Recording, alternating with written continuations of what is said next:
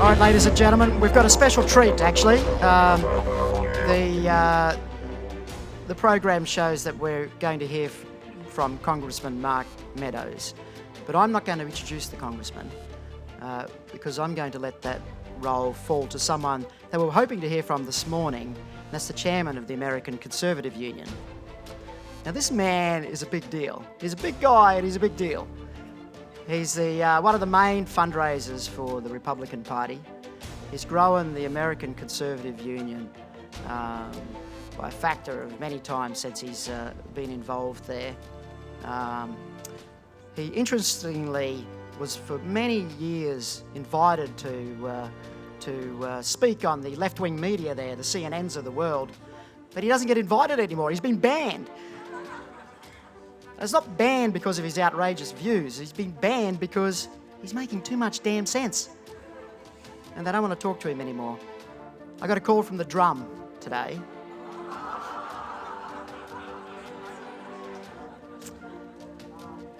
They wanted to interview Matt Schlapp. And I thought, wow, that's interesting. Because Matt, he's not shy about his opinions. So I spoke to Matt. And he goes, what sort of program is the Drum? I said, it's pretty left-wing, mate. It was like a kid in a lolly shop. His eyes lit up, a big smile on his face. It was like, all right, you're on. So we could... Ladies and gentlemen, Matt Schlapp.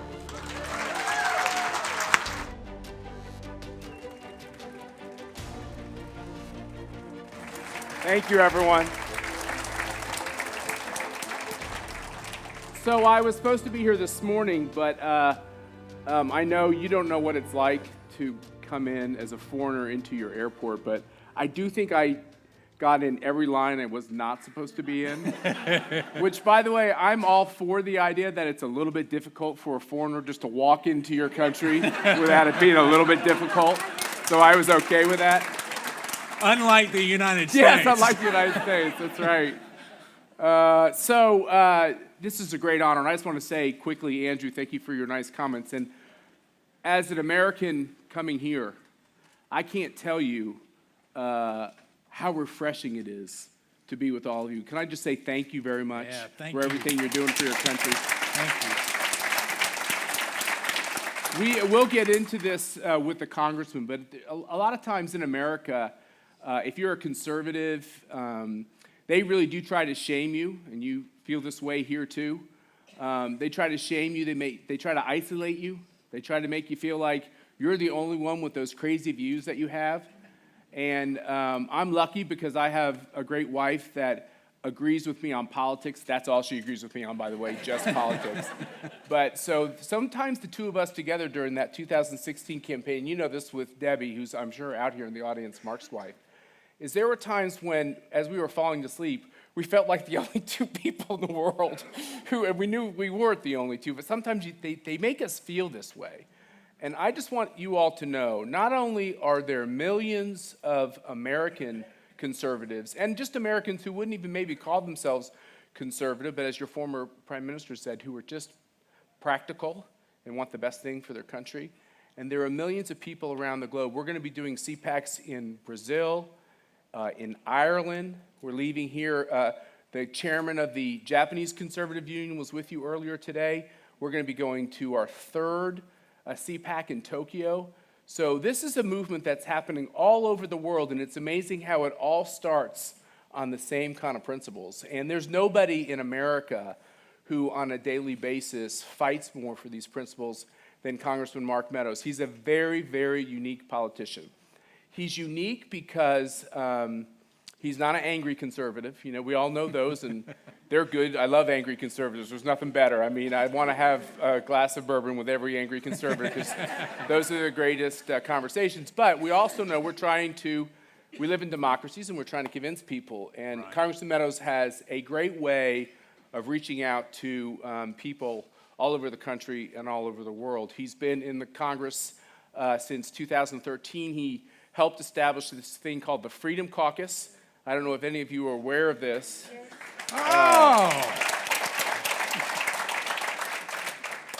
The Freedom Caucus is the thing that made John Boehner and Paul Ryan have to take antacids on a regular, or acid reflux medicine on a regular basis, because you guys were the original outsiders, a businessman coming to Congress and saying, hey, guys, the way you're doing things is all screwed up. Right. And then that happened with Donald Trump deciding that he would do this audacious idea that he'd run for president.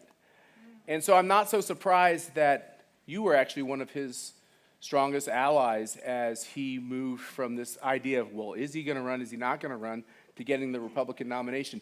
Give the folks here a little insight into the voyage of the Donald Trump presidential experience that we've all been through. Well, I want to agree with you. Thank you for being here. Thank you for showing up. Thank you for being a voice for freedom. You know, there are more of us than there are of them. I promise you. I promise you. So thank you. But the other thing I want to say is Matt and... Oh, can you not hear me? Yeah, I hate these things. So I tell you what I'm going to do. It's going to drive them crazy backstage. So I'm going to do this. Can you hear me better now? All right. Well, it's the voice of God. And so I just want to say thank you so very much for being here. But the other thing is, I want to also let you know that Matt and I are the sorbet. The entree's coming. Judge Janine is right behind us. So I just want to let you know that. She's right over here, and she knows it's true. You know. Now, I don't know that you ever get to watch Fox. That's great. You know, but we've got real patriots, and I know you've got all kinds of cameras here tonight, and so the president makes a real focus on calling out the media that are not neutral. I mean, the media is supposed to do what? They're supposed to report the news, not make the news, right? And yet you have what, ABC here? Does it stand for always beating up conservatives? You know, so we see that. But to your point, Matt, I think the thing with the president is this. He believed in the forgotten man and woman. And just like all of you, sometimes you feel like your politicians forget the fact that you're having to make a living and that you're working hard and that you want your kids and grandkids to live a life that is better than the one that you've had the privilege of living. And that's what it's all about, really. You know, if we boil it all down, it's really about our kids and grandkids, right? It's making sure that, and this president tapped into that, and he went from having zero chance of winning, even on election night, as you and I both know. I'll tell you one real quick story. I got this call from a reporter, a left-wing reporter, who was reveling in the fact that you just didn't say reporter. Yeah, So he calls me up. He's a friend. He calls me up and he goes, I've just seen the exit polls in your state, and I was in one of those swing states of North Carolina, and what we're known for in North Carolina, well, you know, because it's like you look at the country of Australia and, you know, you think everything is not Sydney, right? You know, you've got Queensland, you've got all kinds. Well, North Carolina, we're known for NASCAR. If you've ever watched NASCAR, we're also known for the Green Berets, the 82nd Special Army Air Special Forces are actually at Fort Bragg. But we're also known for really being a swing state, which says that we have liberals and we have conservatives, and yet this state, this liberal state that is a swing state, actually went for the president of the United States. I knew he was going to win when I'm traveling down the interstate, and all of a sudden I look up on the overpasses on this interstate on the highway, and there were handmade signs, you know, of Trump 2016. They had taken spray paint on sheets, and they were and it just never, Matt and I know, we thought we were alone, but yet we weren't, because there were people each and every day willing to stand up. And this president means what he says, He loves Australia. In fact, I have a word directly from the president. I talked to him the other day when I was coming here, and he says, will you tell the people of Australia that I love them, I love their prime minister, and we're looking forward to having him in Washington, D.C. So directly from the president. That's awesome. So I'm going to tell you one quick thing. You saw the handwritten signs. We were driving in Virginia, which those of you who've been in D.C. or in America know that's right outside D.C., and we're driving out in the mountains of Virginia, and we saw a man wearing a cowboy hat on a white steed with a Trump flag, standing on the horse at attention in the middle of a highway on the median. And I was with my girls, and we drove by it so fast, I was like, did you all just see that? And they're like, Dad, what are you talking about? I turned around and made another. I'd have never seen that before. I mean, that man, Only in Virginia. Only in Virginia. There's hope for Virginia. But you have this, and Judge Jeanine does too. You have a real relationship with the president. He's your friend. He's obviously your president. You're a close advisor of his. I think it's important for the people here, the conservatives assembled here, to get an insight into the man. We get told that he doesn't like to read. We get told that all he does is scream and yell and have hissy fits. And we're also told that he's lazy, he's got executive time, he's not really kind of putting his shoulder to the wheel. Can you help dispel some of these? Let me just fix a whole bunch of those.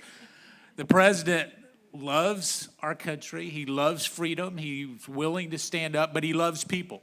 I mean, and to a point where you never get to see it, where he'll actually privately make sure that people are taken care of. He wants people to experience what we would call in America that American dream, but he wants them to experience the uniqueness of really allowing liberty and freedom to apply to everyone, not just a select few. And he's done that. He is a dear friend. I can tell you that he reads all the time. And if you ever want to figure out if he's reading something, say something negative about him, I promise you he will read it and he will call you up, right, Judge? He will call you up and say, by the way, you were wrong. I say that in jest because he's a wonderful dear friend, but he also is the hardest working individual I have ever met. And I love to work, and 60, 70, 80 hours a week, I'm working all the time. This president never sleeps.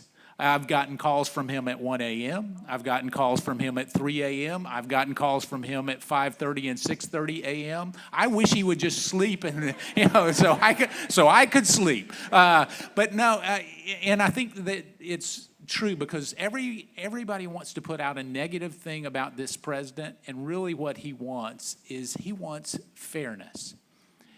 Even with the trade with China that gives some of us in Australia and in the United States a little bit of heartburn, he wants fairness because he knows that if he doesn't correct it, no one will. I'm here to tell you, they all talk. You've heard them, politicians. Now, we have rhinos, we call them rhinos, Republican in name only. Y'all have got those. I think y'all have linos, liberals in name only. You know what I'm talking about, right? And so you've got the good ones. And I've had the privilege of meeting some of the good ones here that have been on stage. I don't understand your political system. I mean, you got backbenchers, you got front benchers, we're going to get elected above the line, below the line. I mean, I don't get it, and so you get all these different things, and I'm saying, well, how in the world do you run an election? He says, well, not very effectively. I mean, and I say that's going to be a headline. Please, that's off the record. I can tell you, I am not coming here to criticize. I'm coming to encourage all of you because you know what I've experienced, like Matt's experienced. We have been able to truly have the hospitality that I would never, my first time in Australia, And the people here have been so kind and so unbelievably welcoming that I would think that I'm from the South and in North Carolina. That's what we're known for. But y'all beat us. I'm just telling you. Thank you so much. Well, that's right.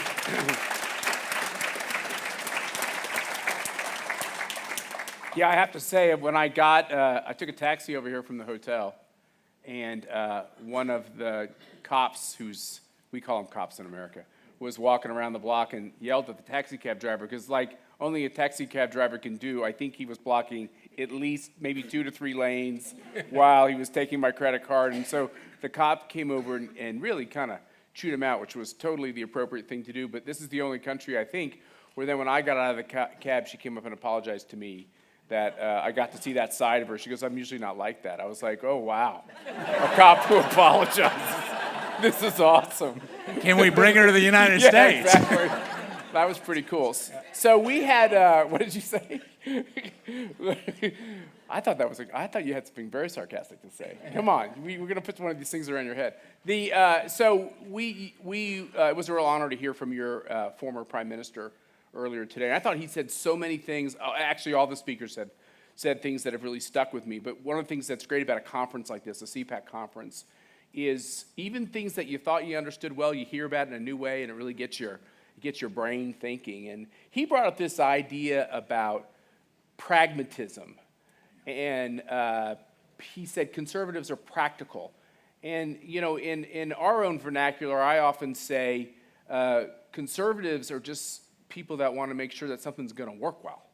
The left is so focused on ideology and terminology and lingo and being careful with every little word. And I think conservatives are just saying, okay, so how's that going to work and how's that going to help my kids? It's kind of simple. Your approach to politics, I think, coming from business is similar.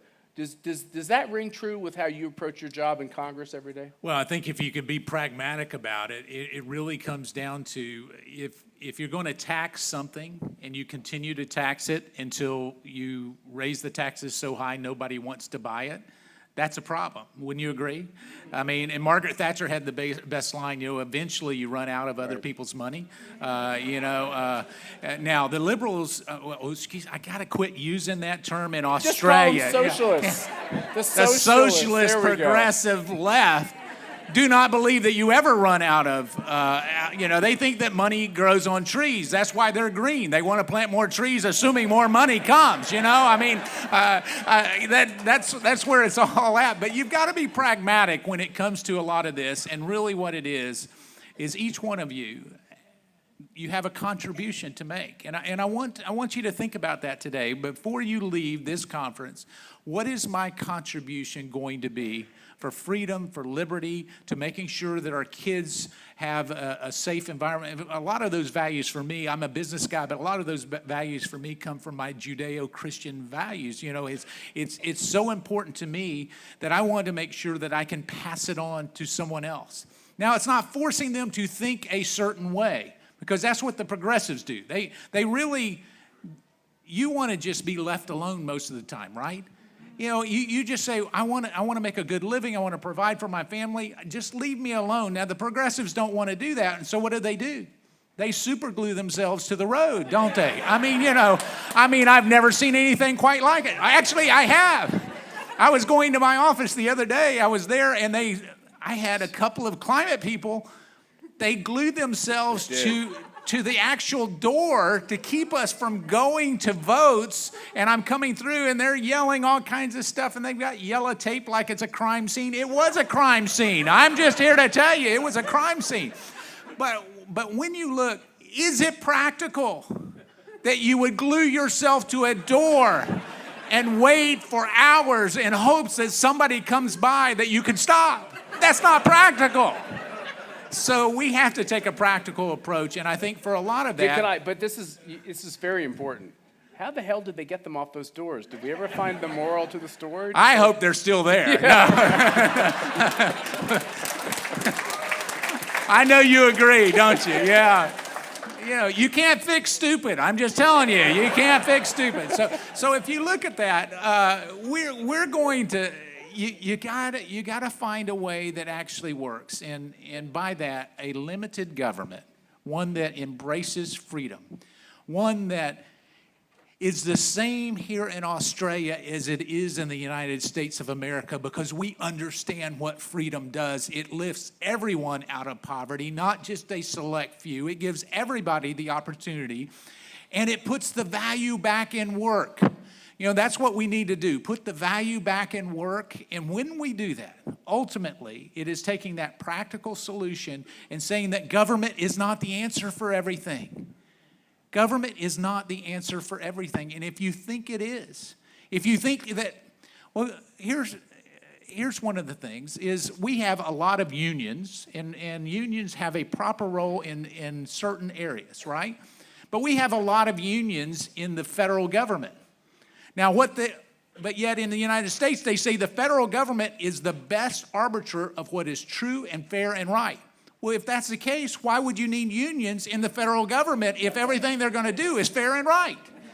You know, so we've got to find a practical solution. I think you coming here to CPAC, Matt is very humble. Matt can go toe-to-toe with anybody on TV and talk about the value of why it's good to be a conservative and why ultimately that works best for us, for the prosperity of a people. And he does that very effectively, to where Andrew was right. He gets disinvited now because he beats up on them instead of the other way around. You know, they want a punching bag, and he's not willing to do that. He'll go back to them with the facts.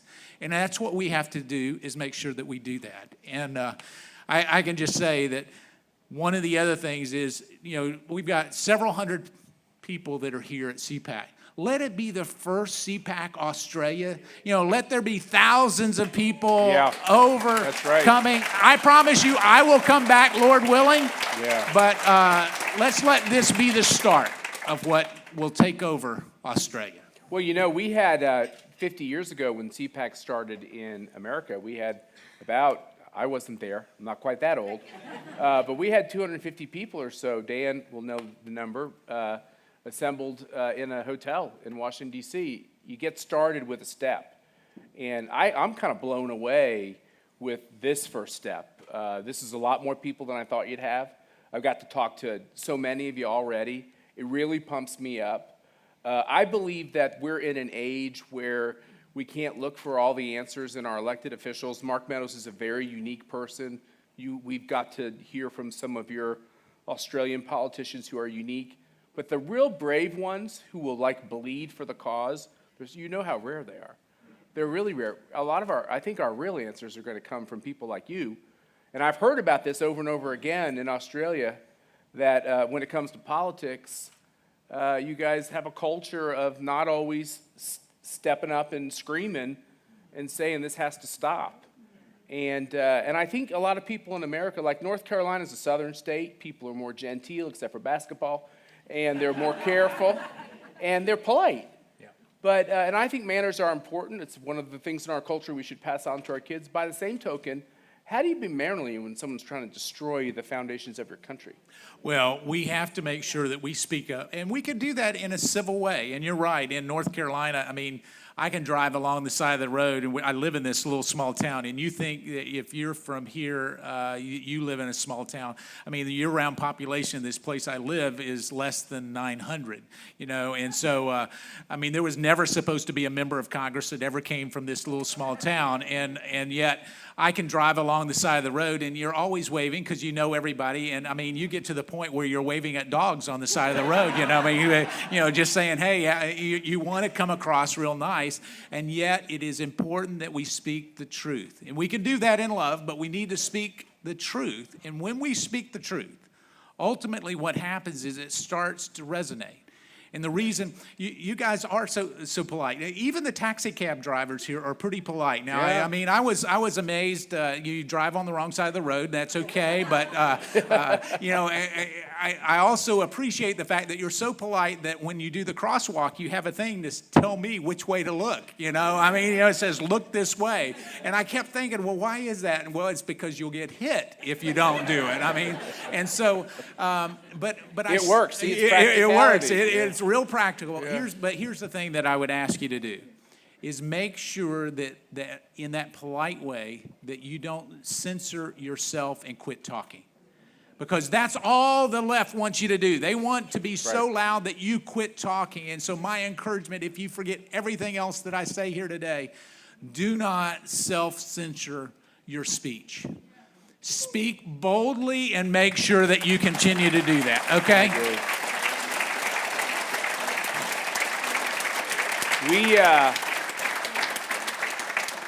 In my household, we have this thing called the Trump whisper. And the Trump whisper, not that Trump whispers, but the Trump whisper is, over Christmas, I went to go buy some, like a Christmas tree for our house. And the lady who owns the store pulled me over. She goes, I'd like to talk to you. And she had everything about her. Talk about don't judge the book by the cover.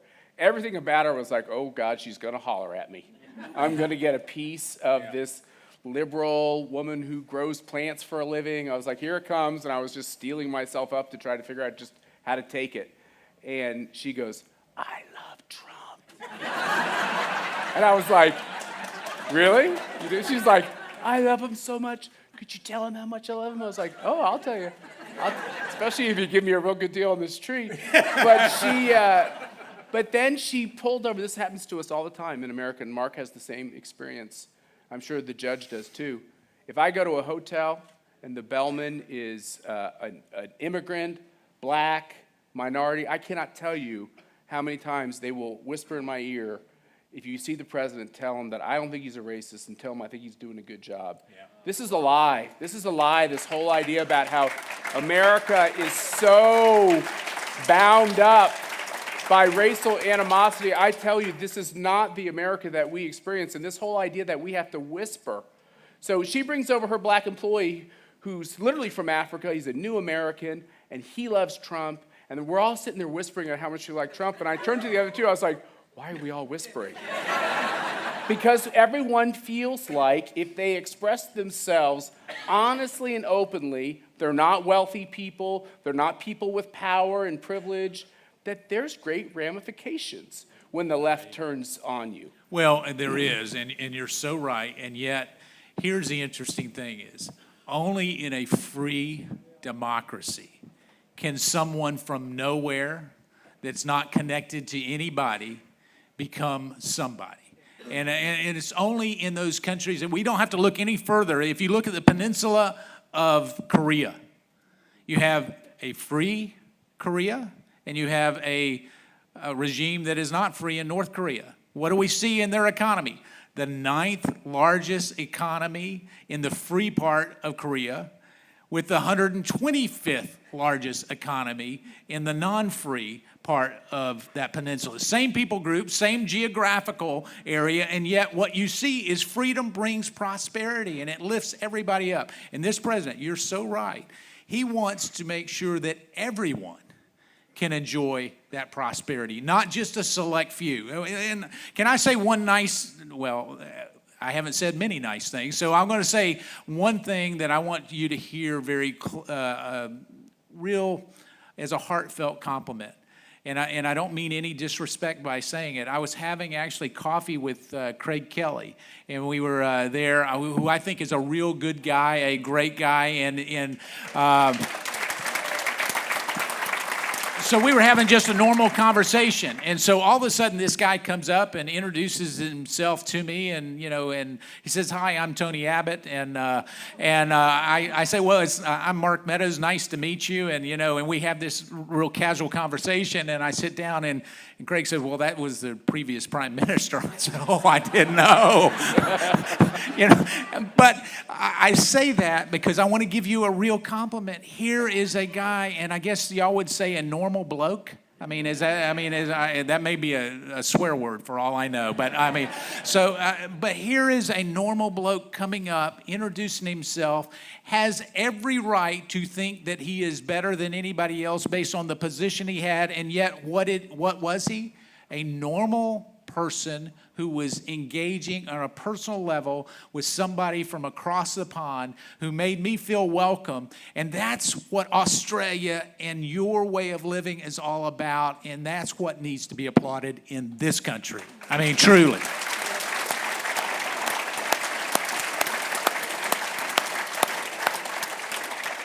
So, okay, that's a great transition to the squad. You've heard of them.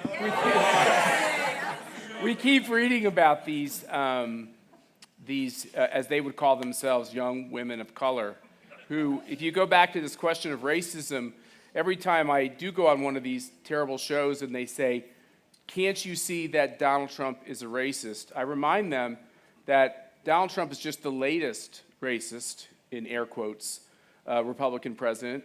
Previous to that, George W. Bush was the racist. Previous to that, John McCain, when he ran unsuccessfully, was a racist. Mitt Romney was called a racist. By the way, for the Democrats, they have called Nancy Pelosi a racist. They have called Joe Biden a racist. And they fired all the senior officials at the big Democratic Congressional Committee because they weren't diverse enough. Therefore, the DCCC is racist. Help the insanity of this thinking, which is personified in the squad, these four colleagues of yours. And I know you are someone who's polite, but it's got to be maddening to see a Democratic Party. Most of us who even, we're strong Republicans, but we have family members who were Democrats. Democrats went to war in World War II and fought fascism and Nazism. Democrats maybe always wanted a little more spending, but they love this country and they love the cops and they love the military. Now, we're seeing just a completely different.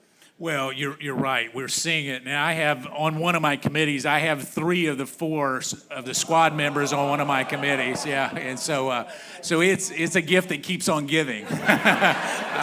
And so I get to see. Do you like yield your time to them? No. So they just keep talking. I'm civil. I'm not stupid. So I don't yield my time to them. But I can say this: that what we have to do is we have to understand that we can attack the message without attacking the messenger. All right? And I think that's important for both conservatives and progressives or the far left, is we can attack the message and make sure that we show them the error of their ways without attacking them personally. And what many have done, and is that it starts to become a personal attack. It's kind of like denying a visa if you don't want somebody to come and debate. Oh, that would never happen here in Australia, right? But my son was a national champion debater. Now, what happens when you're a national champion debater, you have to argue equally as well on both sides of the issue. And so what I tell him is look for the element of truth in every argument. Because even if it's a progressive, a leftist, and they're making an argument, there has to be an element of truth there. Now, it may be that only that they have told you what their name is, but that may be true. But if we look for the element of truth in every argument, what happens is we are able to respond in a more civil way. But I can tell you that most of the labels that you're seeing coming out of Washington, D.C., do not actually reflect what it is. I can tell you, this president, they'll say, well, he went after this person because of the pigmentation of their skin. He goes after anybody that doesn't agree with him. I promise you, he is an equal opportunity aggressive person. You know that. Wait, did he go after Justin Trudeau because he was white? Is that what you're trying to no, but he's come after me one time, and it was not a fun day. I want to let you know that. So. Well, speaking of getting rid of these visas and your polite, mannerly society, even the polite cop, I was thinking, well, there's one Australian who actually isn't mannerly, and that's this Christina Canali. I was like, man, Australians, they really, I know, and then I thought, she's an American. The one mean Australian is an American, so there you go. That's, we got a long way to go. You didn't have to tell us that. I mean, you've ruined our day, so I mean, come on. She's probably from New York, I don't know, but No. Let's do not go there, please. No. Please do not go there. No, you can keep her.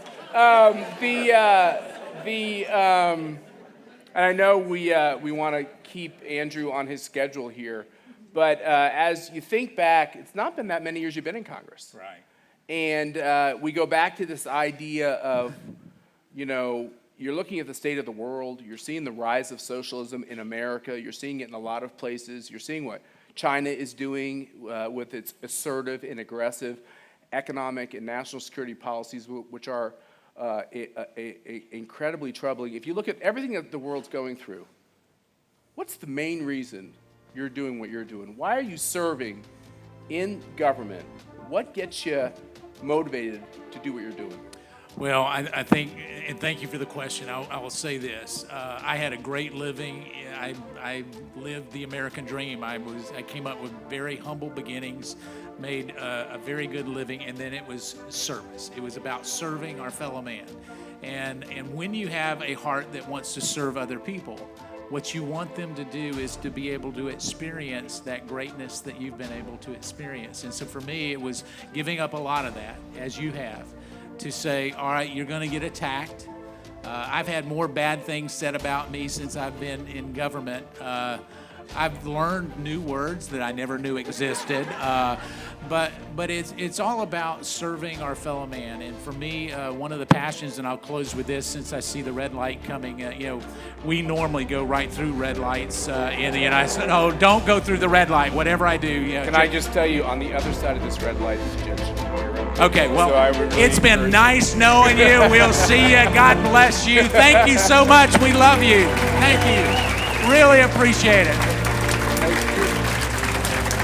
So fun.